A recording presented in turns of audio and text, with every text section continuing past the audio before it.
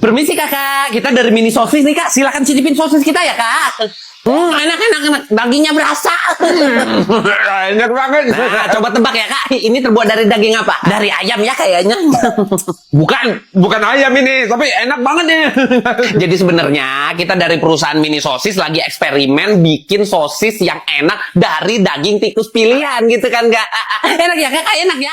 Serius. Daging tikus. Serius kak. Enak kan? Enak. Gua kan orang Vietnam ya kan. Jadi kalau kita di kampung itu sering banget bakar tikus, sate tikus gitu. Kita enak banget. Sering banget kita makan tikus. Jadi kalau makan sosis tikus kayak gini, berasa kayak nostalgia gitu. Rasanya tuh asin, pedas, gurih. Kita enak banget pokoknya. Lain kali kalau ke Vietnam ya cobain juga kuliner-kuliner dari tikus kayak gitu. Enak banget. Ini prank doang. Ini prank doang. Ini sosis beneran. Sosis ayam kok. Bukan tikus ini. Hah? Prank? Bohongan? Iya, prank aja bohongan. Ini sosis biasa kok. Rasanya rasa ayam. Cuy, nggak enak. Lah, doyan.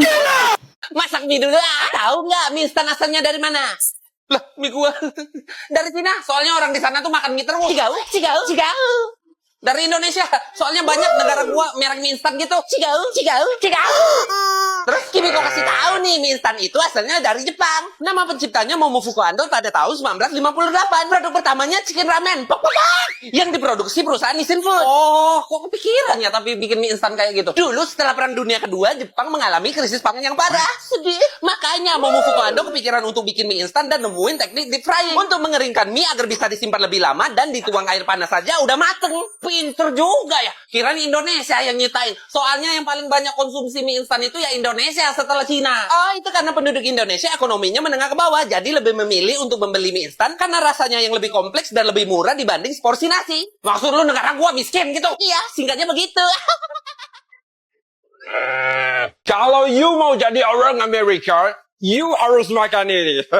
Apa tuh Bang Jod? Narkoba ya? Gak mau. Sembarangan. Ini permen karet. Oh, ngomong dong. Kok orang Amerika suka banget sih sama permen karet? Ya karena orang Amerika yang nyiptain permen karet. Tahun 1860, Thomas Adams coba gunain getah pohon yang namanya Chicle dari Meksiko untuk pengganti karet. Pas bikin gagal, malah jadi permen karet terus dijual sama dia. Dan laku. Lah, bisa gitu. Yes, memang zaman dulu banget bangsa Maya suka ngunyah getah pohon sapodilla yang namanya Chicle. Oh, permen karet dari getah pohon itu ternyata. Dulu, yes. But now, no. Permen karet terbuat dari resin dan lilin dan pemanis dan lain-lain. Oh, kirain permen karet dari karet. No, bro. Memang pempek kapal selam dari kapal selam. Kan enggak. Memang kroket dari roket. Kan enggak. Memang kue kejepit dari... Kan enggak. Ini bule kadang-kadang mulutnya nih. Gak bisa diatur. Wah, itu kan nama kue. Zodiak lu apaan? Hah? Zodiak apaan? Zodiak itu kayak peta langit yang dibagi 12 sektor sama orang Babilonia kuno dulu. Tiap sektor dikasih nama hewan, benda, tokoh. Orang yang lahir ketika matahari dan bintang-bintang di sektor itu punya zodiak tersebut. Jadi, zodiak kamu apa? Ikan gua. Zodiak lu apa? Bukan hewan favorit. Iya, tahu. Tapi gua ikan. Oh, maksud lu Pisces? Ikan. Enggak, kalau zodiak itu nyebutnya Pisces. Ngomong-ngomong, zodiak lu apaan? Kalau gua ya Gemini. Yang mana tuh? Gua lahir di 1 Juni nih. Jadi zodiak gua. Oh, iya yang kembar kan ya, yang kembar. Kembar. Gemini. Iya. Gua kan ikan ya. Boleh nggak kalau ikannya gua yang pilih gitu? Gua mau ikan teri. Boleh nggak? Bodo amat. Di Inggris, kita punya bunga termahal di dunia. Namanya Juliet Rose. Diciptakan sama David Austin. Butuh waktu 15 tahun dan uang 75 miliar rupiah untuk menciptakan tanaman baru ini. Harganya sekarang di pasaran 2 jutaan per tanggal. Madam, bunga sekecil ini 2 juta satunya. Aduh. Kita di Indonesia punya bunga terbesar di dunia. Dari daerah gua nih, Bengkulu. Diameternya bisa sampai 1 meter nih. Beratnya sampai 15 kilogram. Ini emang gak dijual. Tapi coba kalau bisa dijual ya, harganya bisa sampai miliaran. Langka soalnya. Jackfruit adalah buah terbesar di dunia. Bisa sampai 50 kilogram satu buahnya dan tumbuh secara alami loh. Harganya di Eropa bisa sampai 400 ribuan loh per kilonya. Neng amat makan angka doang.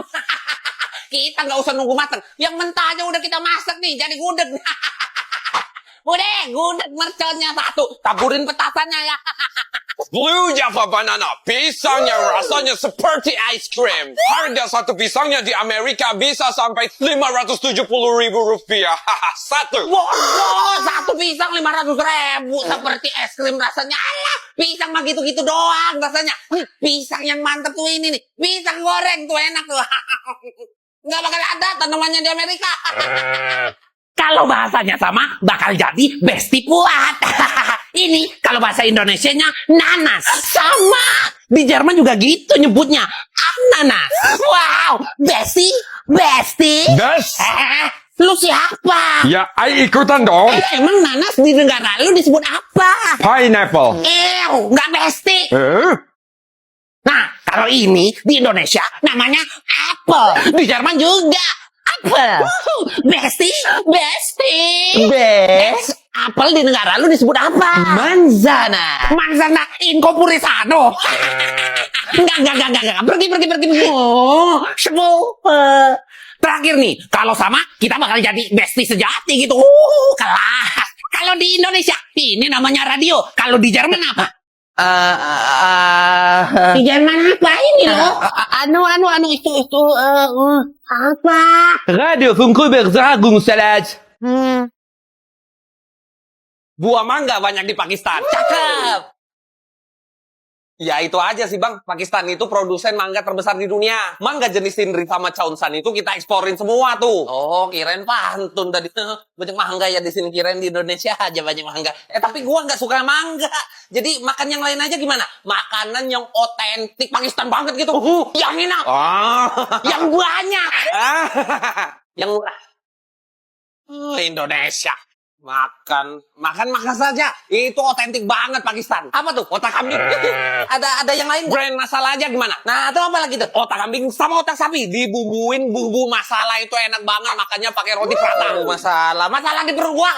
Enggak mau makannya begituan. Ya udah, makan ini aja nih. Nih, kebetulan saya jualan roti nih. Wah, berapa nih? 50 rupiah aja. Ya udah, nih, makasih ya. Enggak. Gratis ini. Oh, jangan gitu dong. Enggak, kamu tamu bagi kami. Jadi makan aja, gratis. Ya udah, gua mau ini sama yang ini juga nih, gratis kan.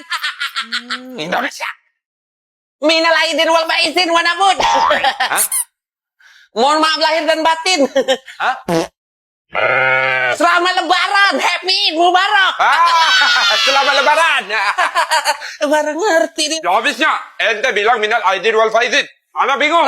Emang harusnya bilang apa? Ya taqabbalallahu minna wa minkum. Semoga Allah menerima amal ibadah dari kami dan dari kalian. Di Indonesia ucapannya minal aidin wal faizin. Semoga kita termasuk orang-orang yang kembali ke fitrah dan menang. Menang dari apa? Menang melawan hawa nafsu selama bulan puasa. Ya akan melawan hawa nafsu juga tiap hari. Tidak ditemukan di hadis Nabi atau tradisi Arab ucapan ini. Frasa ini cuma populer di Indonesia sejak zaman kolonial Belanda. Maknanya baik, jadi sah saja untuk diucapin. Nah, kalau udah tahu, ucapannya diubah jadi THR-nya nih mana Wana Bud?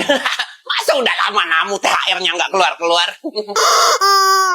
Jadi ente ke rumahnya cuma ngarep THR? Ya iya, apalagi?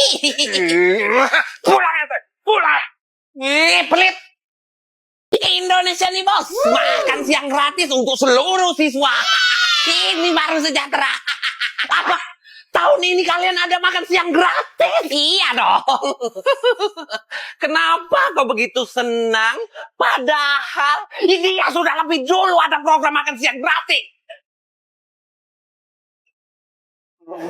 Ya Allah. Karena gini begitu sombong Tapasya. Sejak 1995. Ini ya sudah punya program makan siang gratis di sekolah. Nih Dewa. Program ini bernama Midday Meals Care. Di mana dana sebesar 2,8 miliar US dollar digunakan untuk memberi makan seluruh siswa yang ada di India. Lah kirain Indonesia doang. Jangan bercanda. Hal ini sudah diterapkan di banyak negara dari dulu. Brasil sejak tahun 1940-an. Finlandia sejak tahun 1943. Dan banyak negara lain yang sudah melakukan. Dan kalian baru sekarang memilukan. Iya biarin. Yang penting makanannya enak dan bergizi. Gak enak om. Ini rasa ayamnya aneh. Bikin gak nafsu makan. Kamu tuh kok gak bersyukur banget sih? Makan pilih-pilih banget, yang penting itu bergizi. Ingat, gizi. Ya udah nih, coba. Ini siapa yang masak sih? Don't say congratulations, but you know they watch that. Wow, it's wonderful. Dancer Board ini terkenal banget di Amerika. Seriusan banget. Of course, ini lagi viral banget di TikTok. Oh, keren, go internasional dong. Iyalah, patutlah terkenal. Ini pacu jalur dari Malaysia. Ini mula. Kali itu sa Pilipinas. Ini lagi ngaku-ngaku. Udah jelas bahasanya beda. Kakak nih, tenanglah dulu. Festival Pacu Jalur nih, lomba mendayung perahu tradisional khas Kuantan Singingi di Riau yang sudah sejak abad ke-17. Setiap Agustus, ratusan perahu panjang atau jalur ini bersaing di Sungai Batang Kuantan, lengkap dengan pendayung dan pemberi semangat. Dan saya nih, tukang tari, posisinya di depan perahu. Tugasnya bukan sekedar hiasan, tapi jadi kewajiban tiap perahu harus ada tukang tari sebagai elemen seni dan simbol budaya. Sampai sini paham? Paham, cikgu. Paham, cikgu. Hey, what are you doing, man? Abang nih tukang tari juga ke? Mumpung lagi di air, kebelet. What the? Bubar.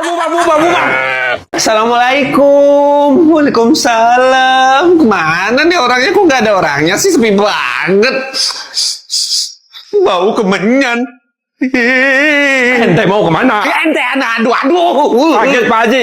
Kagak joget nih gua. Mana aja dari tadi gua panggil. Ada anak di dapur. Masak, kan kita mau makan-makan. Oh, rumah lu bau menyan. Kenapa sih? Ini kan Oman. Oh, man. Yo, what's up, man? Serius ah? Ini bau menyan horor tau.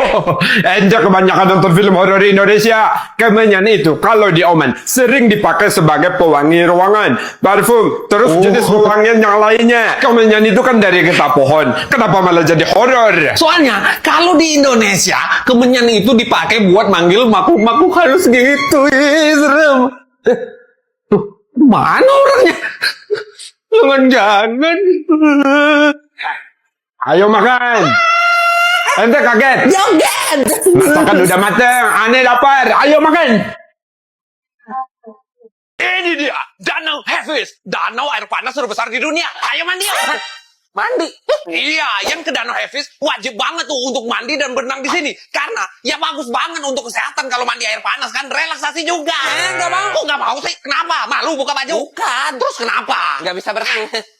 Nah, kita ada di Budapest sekarang, ibu kota Hungaria. Di sini dijuluki kota spa karena punya 100 lebih mata air panas alami. Kita ke pemandian Sheny aja atau enggak Gelos. Itu pemandian yang terkenal banget di Budapest. Tenang, ini berendam aja. Kita bukan berenang, jadi nggak usah khawatir. Lu ngajakin mandi mulu kenapa sih? Ya soalnya bagi orang Hungaria, mandi itu hal yang menyenangkan. Kita tuh di sini mandinya teratur, tahu?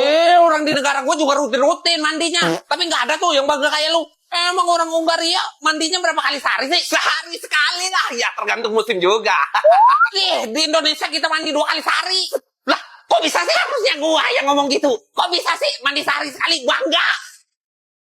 Sayang, kalau kamu bisa bikin aku marah cuma pakai satu kata. Nih, dompet aku nih. Sama isi-isinya duitnya semua ini punya kamu. Kalau bisa ya. Kalau gini doang mah gampang. Oke, ayo coba. Dimulai dari sekarang.